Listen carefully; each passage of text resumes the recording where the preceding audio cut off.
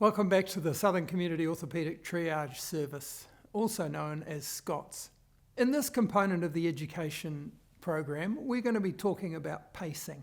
What is pacing? What do we mean by pacing? In particular, we're looking at how we can use pacing to contribute to our independence. Pacing is a significant component of independence. And you can see here from this diagram that on those days where we feel good, we've got a whole lot of activities that we've been saving up for that good day. And we go for it. We get out into the garden. We vacuum the floor. We go out and fix the chicken netting. We give everything a good sweep. We wash our clothes, hang them out. Even get the ironing board out and iron some shirts.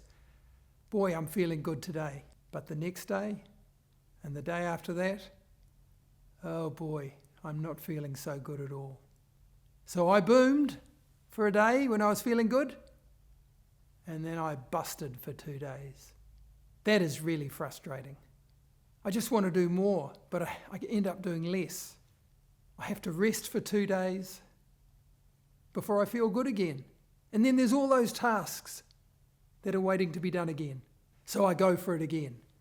Boom and bust. This is a really frustrating cycle that I bet resonates with many of you.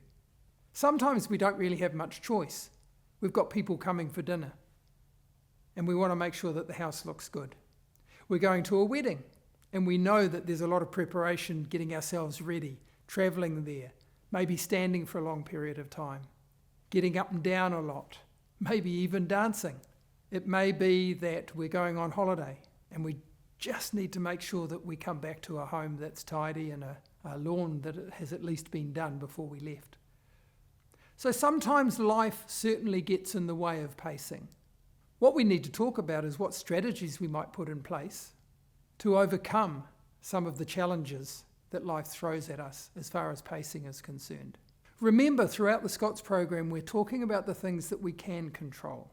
You will hopefully have heard from our pharmacist, Emma Smith, about strategies for pain relief, medications that you can take.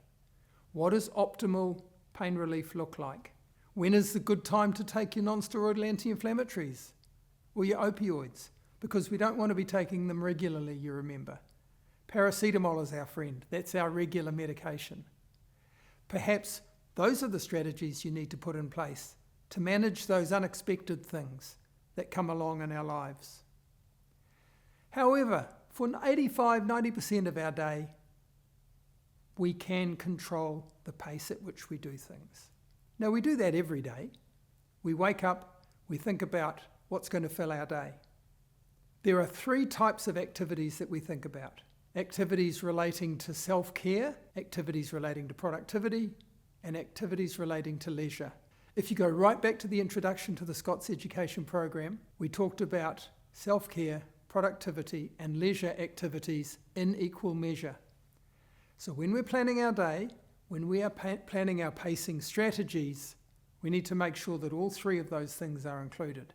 The key to pacing is doing no more on a good day and no less on a bad day. Repeat that to yourself right now. It is so important.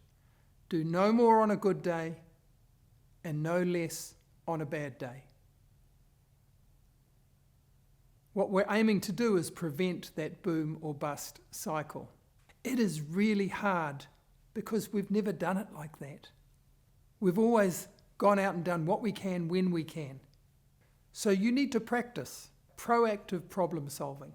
It may be that instead of mowing your lawn in one go, you do a little bit today, you do a little bit tomorrow, and a little bit the next day. It may be that instead of getting all your firewood in one go, you have a good opportunity to practice your walking and go and get 2 or 3 pieces of firewood at a time. The other thing you might think about is, do I actually need to do that activity? Does it really matter if the people who are our friends who are coming to dinner don't have a pristine house in front of them? If they're your friends and they are a tailwind as a supporter, they won't care. All they want to do is see your smiling face, not in pain. So have a real think when you're thinking about pacing strategies, do I really need to do that activity? Making a weekly plan or a daily plan is a good thing to do. Some people do it in their heads, some people talk to their partners about it, some people write it down. You need to break your tasks down. Which bits need to be done straight away? Which tasks can wait? Which tasks don't you need to do at all? Record what you can manage now, and as you go through the SCOTS program and continue with your exercise program, hopefully you continue to have a changing baseline, so your ability actually changes. It may be that your baseline today is not the same baseline as you have in 6 months' time. Write your plan and record your progress. Never ever let pain be your guide. Pain does not equal damage. So even though something hurts, it doesn't mean you shouldn't do it. Do no more on a good day and no less on a bad day. Even on the days where pain is more of a feature, do the same amount of activity. Let's say you're going to a rugby match at the stadium and your seat is 2/3 of the way up the stand and you know there's no rails on the stairs. That's the time to maybe take a little bit of increased pain relief. That might be the time to make sure the person going with you is aware that you're challenged by stairs. Do you need to hold on to their arm? Do you need to allow another 10 or 15 minutes so that you can take your time and take your breaks? Think of strategies that will avoid tripping up. Pacing is a real key component of self-management on your journey towards independence. Good luck with your pacing. Away you go.